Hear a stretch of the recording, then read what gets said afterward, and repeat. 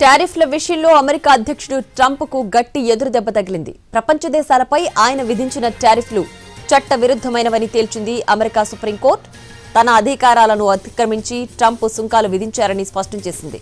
వివిధ దేశాల నుంచి ట్రంప్ వసూలు చేసిన టారిఫ్ల మొత్తాన్ని తిరిగి చెల్లించాల్సిందేనని సంచలన తీర్పిచ్చింది. అత్యవసర అధికారాల చట్టం కింద ట్రంప్ ఏకపక్షంగా ప్రతీకార సుంకాలు సహా ఈ టారిఫ్లు విధించారని సుప్రీంకోర్టు పేర్కొంది. సుంకాలు సహా పన్నులు విధించే అధికారం పార్లమెంటుకే ఉందని రాజ్యాంగంలో స్పష్టంగా పేర్కొన్న విషయాన్ని గుర్తు చేసింది. పన్నులు విధించే అధికారం ఏ కార్యనిర్వాహక విభాగానికి అప్పగించలేదని చీఫ్ జస్టిస్ తెలిపారు. సుంకాలను కీలకమైన ఆర్థిక, విదేశాంగ విధానంగా ట్రంప్ ఉపయోగించుకున్నారని వ్యాఖ్యానించారు.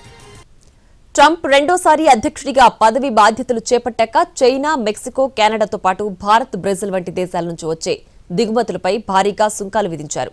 దీనివల్ల వస్తువుల ధరలు పెరిగి సామాన్యులపై భారం పడుతుందని చిన్న వ్యాపారులు కోర్టును ఆశ్రయించారు. ఈ వ్యాజ్యాల సందర్భంగా సుప్రీంకోర్టు ఇచ్చిన తీర్పు ట్రంప్ ప్రభుత్వ ఆర్థిక ఎజెండాకు పెద్ద ఎదురుదెబ్బగా భావిస్తున్నారు.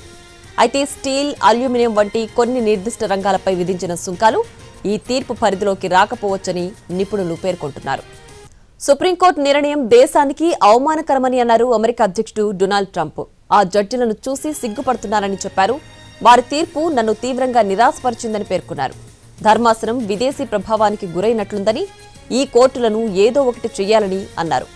పలు దేశాలపై సుంకాల విధింపులో వెనక్కి తగ్గేదే లేదని స్పష్టం చేశారు.